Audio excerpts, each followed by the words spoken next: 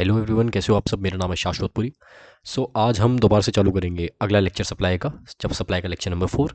तो last class में हमने importation of service importation of service ये जो एज पर 7(1)(b है इसको हमने लिख लिया था, बट हमने इसको पढ़ा नहीं था, समझा नहीं था कि इसका मतलब क्या है एक्चुअल में। तो आज की क्लास हम यहाँ से चालू करेंगे कंसेप्ट नंबर 6 से। इस कंसेप्ट को खत्म करके हम कंसेप्ट नंबर 7 पर आएंगे, और इस कंसेप्ट को खत्म करने के बाद ये चैप्टर हमारा आधा खत्म हो जाएगा। कॉन्ग्रेचुलेशंस। हाँ, तो चलो इसको स्टार्ट करते हैं। 4 से 5 मिनट की इसकी अंडरस्टैंडिंग की मतलब पार्ट है, तो चलो लेट्स स्टार्ट। देखो, हमने पहले सप्लाई की डेफिनेशन पढ़ी एज पर 7(1)(a, ठीक है। उसके बाद मैंने बोला सप्लाई की डेफिनेशन आपको पढ़ाऊंगा as per 7(1)(AA), 7(1)(b and 7(1)(c। अब हम पढ़ते हैं 7(1)(b), ठीक है। That is importation of service. यहाँ पे देखो क्या लिखा है, supply includes import of service for consideration whether और नॉट इन द कोर्स और फर्दरेंस ऑफ बिजनेस, ठीक है। समझे सर? आपने समझाया ही कहाँ, समझा रहा हूँ इसको ना मैं। आपको पहले एक बताता हूँ, अगर आप सर्विस इंपोर्ट कर रहे हो और आप उसके बदले में कंसिडरेशन दे रहे हो, मनी दे रहे हो, अदरवाइज दे रहे हो, या फिर कोई एक्ट कर रहे हो, या फॉरबेरेंस कर रहे हो, ठीक है। अगर ये 4 चीज़ आप कर रहे हो, that is consideration for importation of service. चाहे आप बिजनेस के लिए कर रहे हो, चाहे बिजनेस के लिए ना कर रहे हो, इसको सप्लाई बोला जाएगा।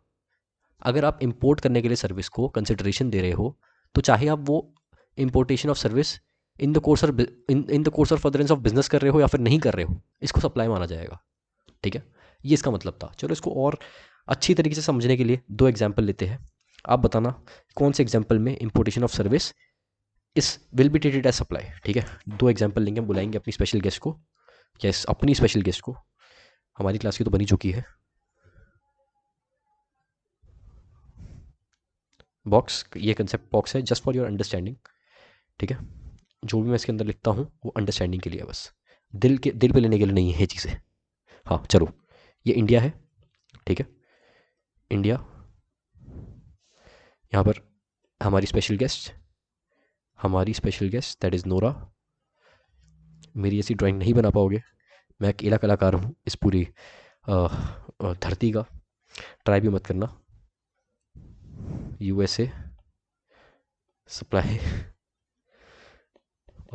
देखो, अब सुनो, नोरा है, ये हमारी नोरा है, ठीक है।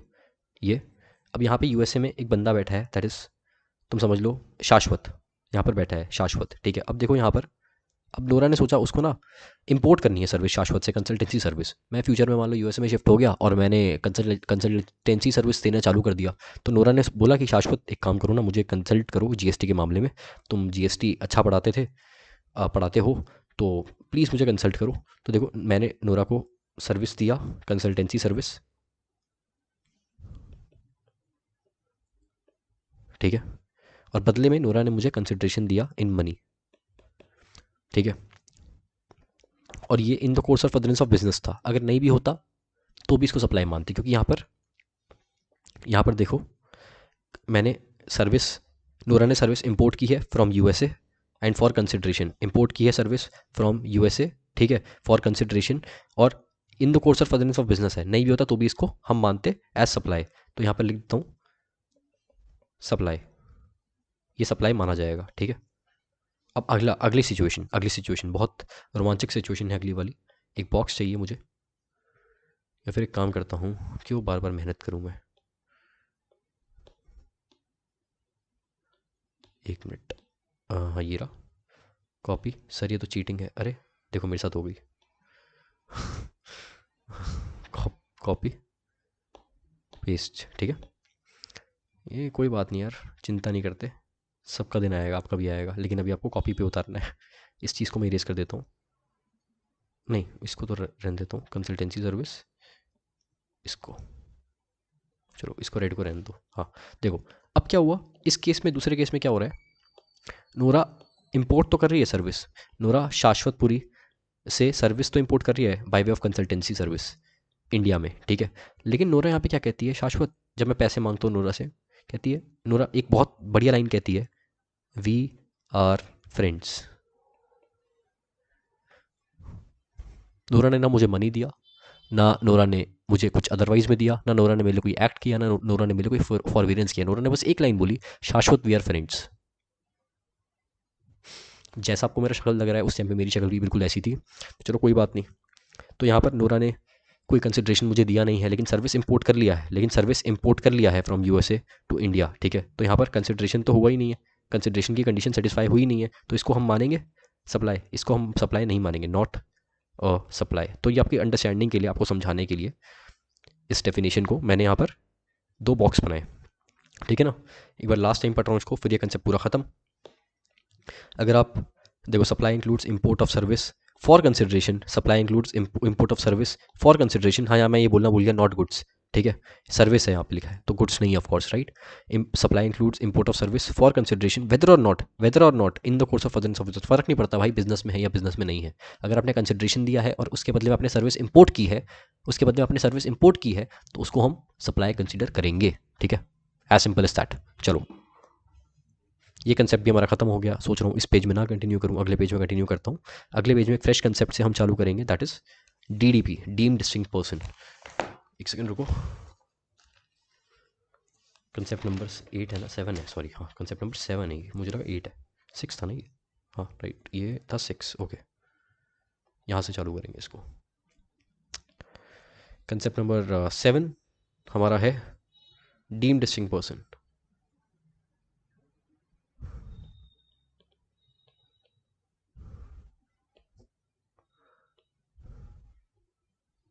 देखो यहाँ पे ना एक चीज़ बताता हूँ। देखो यहाँ पे लिखा है डीम्ड, डीम्ड लिखा है यहाँ पे, ध्यान से देखो, है ना। चील की आंख से देखो सर, हमारी तो इंसान की है। क्या करूँ भाई, जोक नहीं समझता यहाँ पे आजकल कोई, कलयुग है ना। हाँ, डीम्ड डिस्टिंक्ट पर्सन, डीम्ड का मतलब मान लो, मानो, मानो या माना जाएगा। छोड़ो, ये मानो ही लिखो यार, समझ तो गए आप, टेक्निकलिटीज़ में क्यों जाऊँ मैं इतनी, ठीक है। देखो, मानो कि ये डिस्टिंक्ट पर्सन है, ठीक है नहीं, लेकिन मान लो डिस्टिंक्ट पर्सन है, माना जाएगा, ये कहना चाह रहा है, ठीक है। समझे आप। अब इसको ना हम, इसकी 2 डेफिनेशन है as per section 25 subsection 4 and 25 subsection 5, ठीक है। तो इसको समझने से पहले एक बॉक्स में ना आपको अंडरस्टैंडिंग के लिए एक चीज़ बता रहा हूँ, ठीक है, एक बॉक्स में। उसके बाद हम इसकी डेफिनेशन पढ़ेंगे, डीम्ड डिस्टिंक्ट पर्सन की जो 2 डेफिनेशन है, as per section 25 subsection 4 and as per 25 subsection 5, ठीक है। तो चलो वो बॉक्स हम बनाते हैं जल्दी से।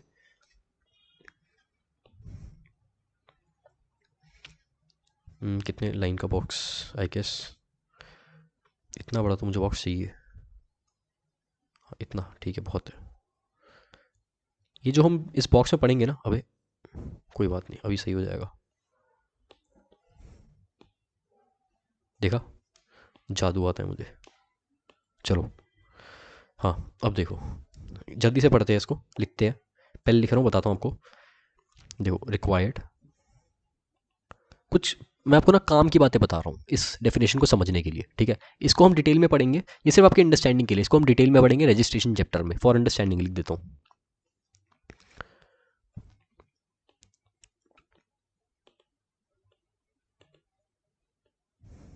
ठीक है, रजिस्ट्रेशन में हम इसको डिटेल में पढ़ेंगे, अभी हम अंडरस्टैंडिंग ले रहे हैं ऊपर ऊपर से। चलो, required to obtain state wise registration, ठीक है। देखो क्या कहना चाह रहा हूं मैं, ये दिल्ली है, एक मिनट, ये दिल्ली है और ये मुंबई है, ठीक है। मुंबई, महाराष्ट्र समझ लो, मुंबई तो महाराष्ट्र के अंदर आता है ना, महाराष्ट्र समझ लो, ये महाराष्ट्र है, ये दिल्ली है, ठीक है। तो देखो, अगर मैं दिल्ली में ऑपरेशन कर रहा हूँ by way of some establishment, तो वहाँ पर मुझे रजिस्ट्रेशन लेना पड़ेगा। अगर मुंबई में भी कर रहा हूँ तो वहाँ पर भी लेना पड़ेगा। मतलब हमें स्टेट वाइज रजिस्ट्रेशन लेने पड़ेंगे। अगर हम किसी एक स्टेट में हम अपना सप्लाई कैरी आउट कर रहे हैं, ठीक है, सप्लाई की ट्रांजेक्शन कर रहे हैं, सप्लाई कर रहे हैं, तो उस स्टेट में हमें रजिस्ट्रेशन लेनी है। अगर किसी और स्टेट में करें तो उस स्टेट में भी लेनी है। तो मतलब स्टेट वाइज हमें रजिस्ट्रेशन लेनी पड़ेगी in GST, under GST law, ठीक है। पहला पॉइंट ये हो गया। दूसरा, हर, हस क्यों लिख दिया, हर उस स्टेट में रजिस्ट्रेशन करना है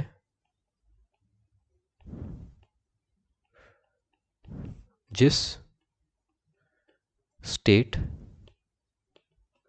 में taxable supply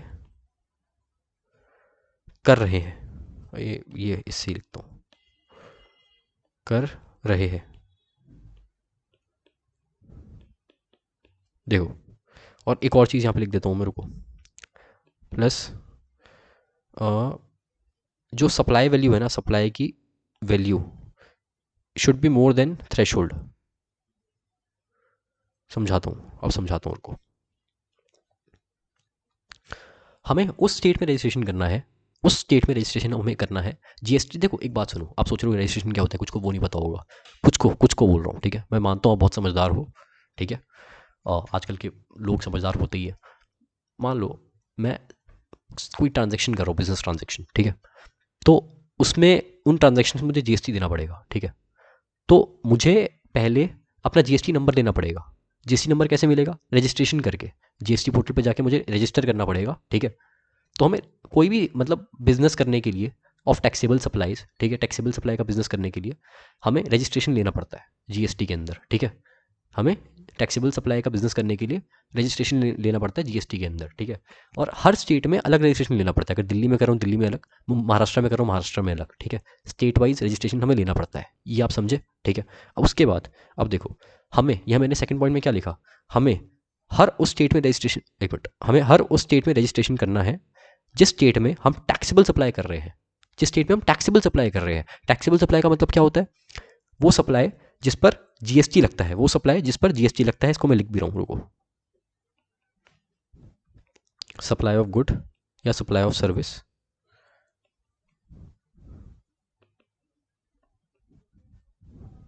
to GST. Supply of good या सप्लाई ऑफ सर्विस जिस पर जीएसटी लगता है उसको हम टैक्सेबल सप्लाई बोलते हैं। हमें हर उस स्टेट में रजिस्ट्रेशन लेना है, हर उस स्टेट में रजिस्ट्रेशन लेना है जिस स्टेट में टैक्सेबल सप्लाई कर रहे हैं हम। और उस स्टेट में एक और पॉइंट यहाँ पे, उस स्टेट में जो सप्लाई की वैल्यू है, हमारी सप्लाई की वैल्यू थ्रेशोल्ड लिमिट से ऊपर हो गई। मान लो गवर्नमेंट ने लिमिट बना रखी है इनके सब सप्लाई ऑफ गुड्स की 20 लाख तक, अगर एग्जांपल ले रहा हूँ मैं, अभी हम रजिस्ट्रेशन में इसको डिटेल में पढ़ेंगे। मान लो जनरल थ्रेशोल्ड लिमिट है 20 लाख रुपए, ठीक है, 20 लाख रुपए। अगर आप 20 लाख तक, अगर मान लो हम 19 लाख तक की टैक्सेबल सप्लाई कर रहे हैं, ठीक है, तो गवर्नमेंट कहती है कोई बात नहीं, आप रजिस्ट्रेशन मत करो, अभी कोई दिक्कत नहीं है, आप बेचते रहो बिना जीएसटी में रजिस्ट्रेशन लिए हुए। बहुत लोग ऐसा कर भी रहे हैं, उनकी जो सप्लाई की वैल्यू है वो थ्रेशोल्ड से कम है। तो बहुत लोग, मान लो 19 लाख का है, मैं एग्जांपल ले रहा हूँ, थ्रेशोल्ड लिमिट फॉर एग्जांपल अगर 20 लाख है, अगर 19 लाख की वो टैक्सेबल सप्लाई कर रहे हैं तो उनको रजिस्ट्रेशन लेने की कोई जरूरत नहीं है, ठीक है। लेकिन अगर मान लो ये 21 लाख हो गया, एक मिनट इसको मिटने दो, अगर ये 21 लाख हो गया और थ्रेशोल्ड लिमिट हमारी कितनी है 20 लाख, तो उस केस में टैक्सेबल सप्लाई अगर कोई बंदा कर रहा है तो उसको रजिस्ट्रेशन लेना पड़ेगा। पहला कंडीशन है कि टैक्सेबल सप्लाई होना चाहिए, ठीक है, स्टेट में होना चाहिए और साथ में थ्रेशोल्ड लिमिट से ज़्यादा होना चाहिए। टैक्सेबल सप्लाई की वैल्यू, टैक्सेबल सप्लाई की वैल्यू थ्रेशोल्ड लिमिट से ऊपर होनी चाहिए। थ्रेशोल्ड लिमिट गवर्नमेंट डिसाइड करती है और वो पढ़ेंगे रजिस्ट्रेशन चैप्टर में, ठीक है, किस स्टेट की कितनी थ्रेशोल्ड लिमिट है in case of supply of goods और सप्लाई ऑफ सर्विस। अभी general threshold limit for example आप समझ लो 20 लाख रुपए है, ठीक है। आई होप आपको समझ आ गया होगा। चलो अगला पॉइंट, दो छोटे छोटे बच्चे हैं। Normally single registration in a state और यूटी। देखो नॉर्मली क्या होता है भाई, नॉर्मली अगर मैं दिल्ली में सप्लाई कर रहा हूँ तो यहाँ पे एक ही तो रजिस्ट्रेशन लूँगा, मैं एक ही लूँगा ना यार। अगर मैं महाराष्ट्र में कर रहा हूँ तब यहाँ पे शायद मैं एक और ले लूँ सेकंड रजिस्ट्रेशन अपनी, ठीक है। लेकिन अगर मैं एक जगह पे अगर टैक्सेबल सप्लाई कर रहा हूँ तो वहाँ पे तो एक ही रजिस्ट्रेशन लूँगा ना यार, एक ही तो लूँगा यार। नॉर्मली तो एक ही लूँगा ना, तो ये पॉइंट वही बोल रहा है। लेकिन अगला पॉइंट सुनो, अगला थोड़ा आपका दिमाग घुमाएगा, दिमाग घुमाएगा नहीं, मैं बोलूँगा मोर ओवर ये दिमाग खोलेगा। चलो, और बहुत अच्छी चीज़ है दिमाग खुलना, जब तक नहीं खुलेगा तब तक बहुत गड़बड़ वाली बात है। हाँ चलो, अब देखो ये एक स्टेट है, कोई भी आप स्टेट समझ लो, दिल्ली मान लो, महाराष्ट्र मान लो, जो मान लो, ठीक है। इसको छोटा करो थोड़ा सा, हाँ ठीक है, बहुत बढ़िया। अब यहाँ पर ना 3 इस्टेब्लिशमेंट है इसकी, E1, इसी स्टेट के अंदर 3 इस्टेब्लिशमेंट है किसी बंदे की, पर्सन की। E1 ही कर दिया मैंने इसको, E2, ठीक है, E3, ठीक है। तो यहाँ पर ना अगर किसी स्टेट में, किसी एक स्टेट में, किसी एक ही स्टेट में किसी बंदे की एक से ज़्यादा इस्टेब्लिशमेंट्स है, किसी एक ही स्टेट में किसी बंदे की एक से ज़्यादा इस्टेब्लिशमेंट्स है, शॉप है मान लो, समझ लो फैक्ट्री है, समझ लो इस्टेब्लिशमेंट का मतलब, तो उस केस में उसके पास एक ऑप्शन है, उसके पास 2 ऑप्शन है। ऑप्शन नंबर 1 क्या है कि इन सब के लिए सिंगल रजिस्ट्रेशन ले ले, ठीक है, ऑप्शन नंबर 1 ये है सिंगल रजिस्ट्रेशन। ऑप्शन नंबर 2 है एक इसको कर देता हूँ फिर खुलेगा दोबारा। ऑप्शन नंबर 2 है separate registration for each place of business. मैं पीओबी लिख रहा हूँ इसको, ठीक है, इसको क्या, each place of business in state और यूनियन टेरिटरी। ठीक है, देखो अगर किसी एक स्टेट में किसी एक बंदे की एक से ज़्यादा इस्टेब्लिशमेंट है, उस केस में उसके पास 2 ऑप्शन है। ऑप्शन नंबर 1, या तो उन सबके लिए, या तो उन सबके लिए वो एक ही रजिस्ट्रेशन ले ले, या तो उन तीनों इस्टेब्लिशमेंट के लिए, that is E1 E2 E3, इन तीनों के लिए अलग अलग रजिस्ट्रेशन ले ले, और ये अलग अलग लेंगे तो इन तीनों को डीडीपी बोला जाएगा, डीम डिस्टिंक्ट पर्सन। ठीक है, डीम डिस्टिंक्ट पर्सन बोला जाएगा कि मान लो ये अलग है, मान लो ये अलग है, मान लो ये डिस्टिंक्ट पर्सन है। ठीक है, चलो अब ये मुझे आपको समझाना था ताकि आप आगे जो मैं डेफिनेशन बताऊंगा उसको अच्छे से समझ पाओ। ये कुछ चीज़ आपको बतानी थी, आशा करता हूँ समझ आ गया होगा। इसको लर्न करने की जरूरत नहीं है, बस समझना था, सुनना था, ठीक है, पढ़ना था। चलो अब आते हैं हम इस पर सेक्शन 25(4) की डेफिनेशन पर of DDP.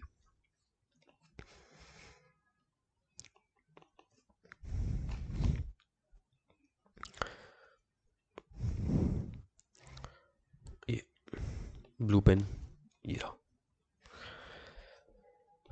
Person who has obtained or required to obtain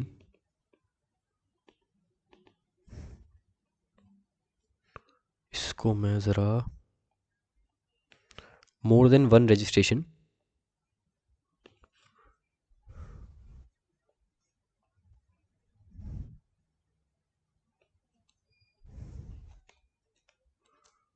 whether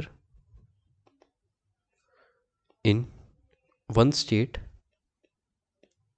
or union territory or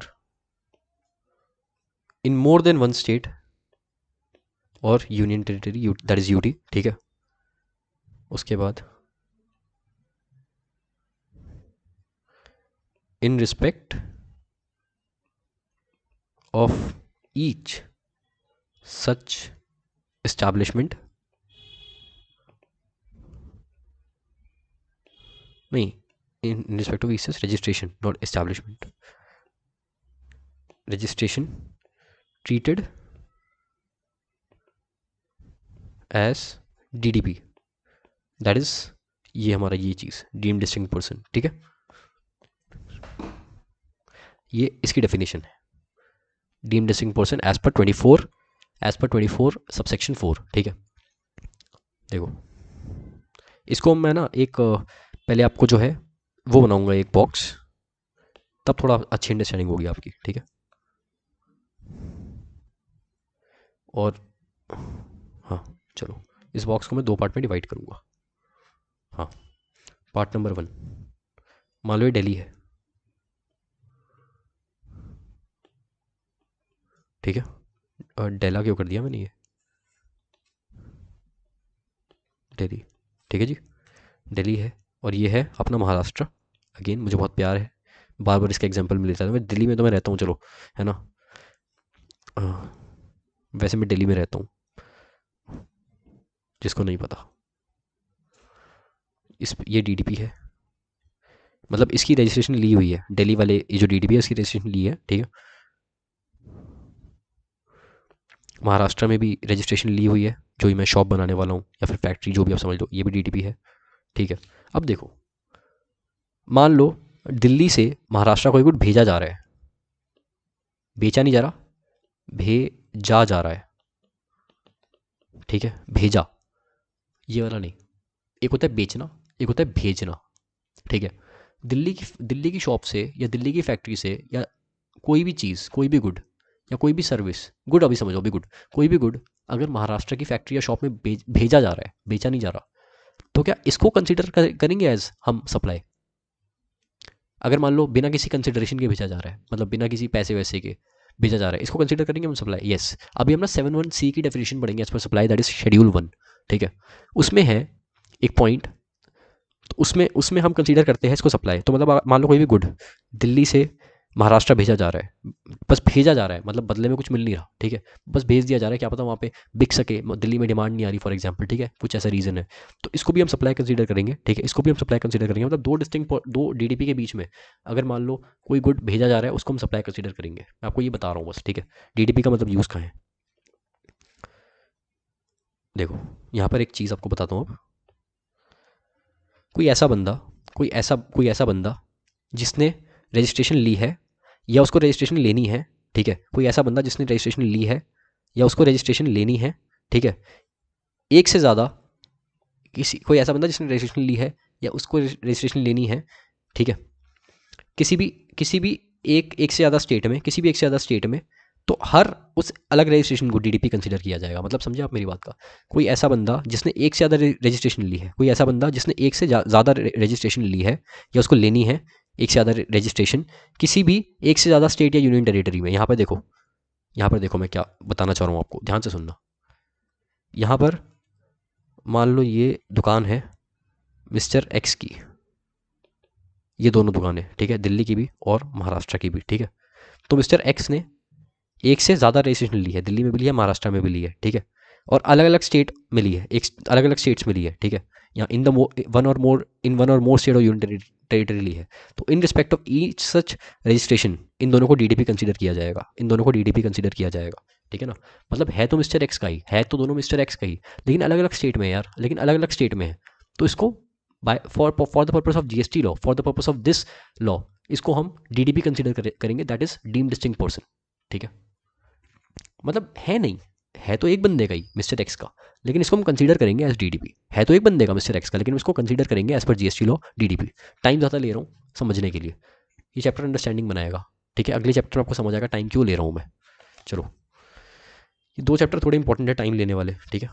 हाँ चलो एक और एग्जाम्पल ले रहा हूँ,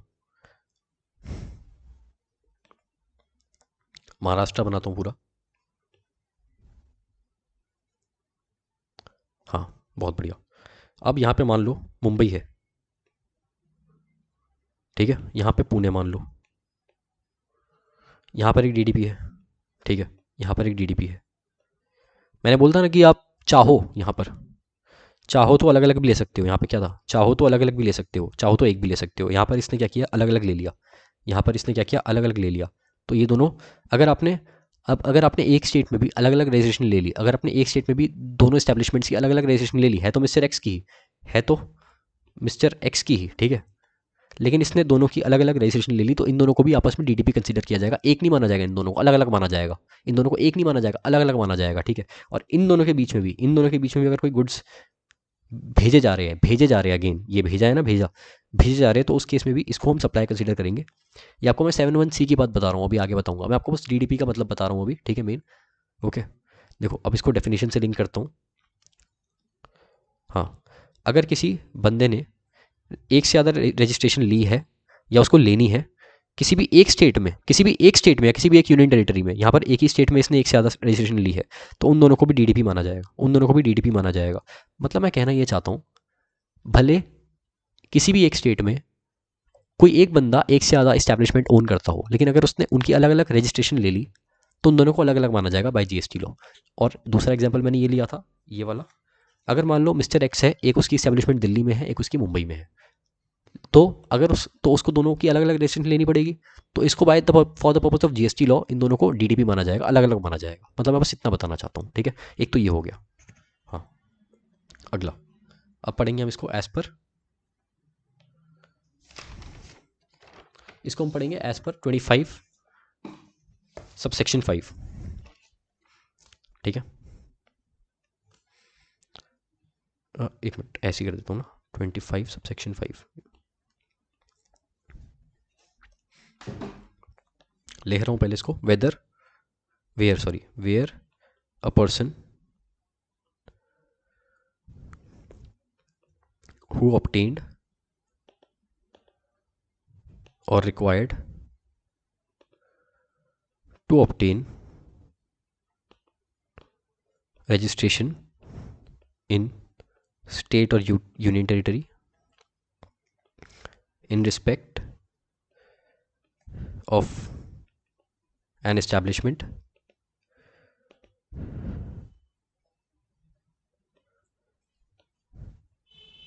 हैज़ एन, ये ध्यान से देखना, has an establishment in another state और यूनियन टेरिटरी। ये मैं क्या कर रहा हूँ, ऐसे क्यों कट कर रहा हूँ, ऐसे नहीं करते भाई, बैड मैनर्स। हाँ, आप प्रोफेशनल बीकॉम ऑनर्स के बच्चों को पढ़ा रहे हो, ऐसे नहीं करते, सॉरी। हाँ, ठीक है। Then such establishment shall be treated as DDP। समझो, इसको भी एग्जाम्पल पहले लिख रहा हूँ मैं, ठीक है, थोड़ा बेटर अंडरस्टैंडिंग होगी आपकी। बॉक्स बॉक्स बॉक्स कहीं गिरा।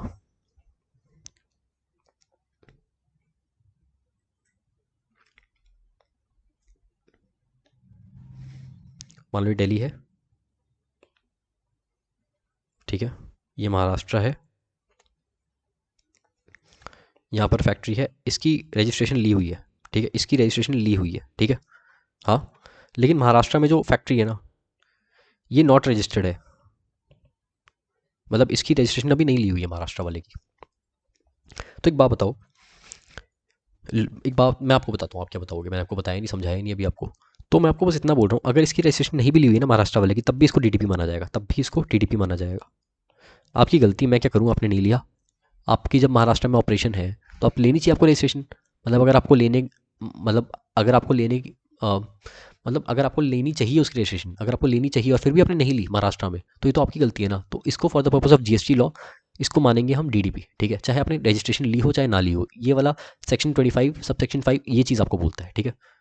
तो इन शॉर्ट, अगर यहाँ पे भी कोई गुड सप्लाई हो रहा है आपस में, तो एज पर 7(1)(c) जो मैं आपको आगे पढ़ाऊंगा, इसको भी सप्लाई कंसीडर किया जाएगा अगर गुड्स भेजा जा रहा है यहाँ पर, ठीक है। इसको भी मिटा देता हूँ, ये आगे आपको पढ़ाऊंगा।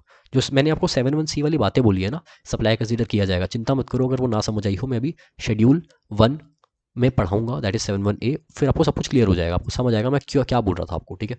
चलो, नहीं समझ आया तो उसको भी दिमाग से निकाल दो, बाय बाय, उसको ऐसे बोल दो, ठीक है। मेन अभी डीडीपी समझ आना चाहिए, डीडीपी क्या होता है, ठीक है। तो चलो इस डेफिनेशन को जल्दी से एक बार रिवाइज करते हैं, ठीक है, फिर आगे बढ़ेंगे। Where a person who obtained or required to obtain a registration in a state or union territory of an establishment and has an establishment in another state or union territory, ठीक है। देखो मेरी बात सुनो, मैं क्या कर रहा हूँ। जब किसी बंदे के पास एक रजिस्ट्रेशन हो किसी स्टेट या किसी यूनियन टेरिटरी में, फॉर एग्जांपल दिल्ली, एक बंदे के पास रजिस्ट्रेशन है दिल्ली में ऑलरेडी, ठीक है, लेकिन उस बंदे की एक इस्टेब्लिशमेंट है जो कि अनरजिस्टर्ड है, has establishment in another state और यूनियन टेरिटरी, मतलब महाराष्ट्र में उसकी एक और इस्टेब्लिशमेंट है जो कि अनरजिस्टर्ड है। तो उस इस्टेब्लिशमेंट को जो कि अनरजिस्टर्ड है उसको भी हम डीडीपी कंसीडर करेंगे, भले उसको रजिस्टर ना किया हो आपने, आपकी गलती, हम उसको डीडीपी मानेंगे, हम उसको डीडीपी मानेंगे, ठीक है। और आपस में आप लेन देन करोगे अगर रोड का, तो उस केस में हम उसको सप्लाई मानेंगे, उस पर जीएसटी लगेगा, ठीक है। ये बोलना चाह रहा है ये, समझे। मैं आशा करता हूँ आपको ये समझ आ गया होगा, इससे ज़्यादा मुझे नीड नहीं लग रही इसको समझाने की। मैं एक बार जल्दी से इसको हल्का सा बता रहा हूँ, ठीक है।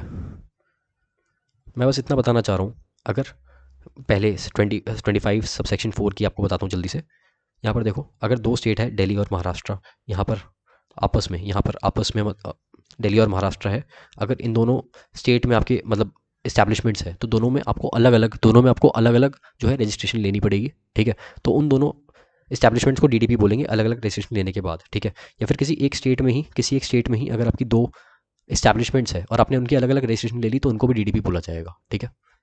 और यहाँ पर एज पर 25 सब सेक्शन 5 भी, अगर मान लो यहाँ पर मैंने आपको क्या बताया था, कोई एक स्टेट में आपने रजिस्ट्रेशन ली हुई है लेकिन दूसरे में आपने नहीं ली हुई है, तो वहाँ पर अगर आपकी सिर्फ एक इस्टेब्लिशमेंट है तो उसको भी डीडीपी माना जाएगा, ठीक है। उसको भी डीडीपी माना जाएगा, जहाँ पर आपने रजिस्ट्रेशन नहीं ली हुई है वहाँ पर उसको भी डीडीपी माना जाएगा।